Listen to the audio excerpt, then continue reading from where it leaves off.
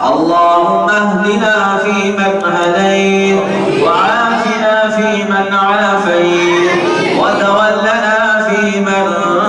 توليت، وبارك لنا فيما أعطيت، وقنا شر ما قضيت، فإنك تقضي ولا يقضى عليك، إنه لا يذل من واليت ولا يعز من عاديت، تباركت ربنا وتعاليت، تباركت ربنا وتعاليت. وصلى الله على النبي محمد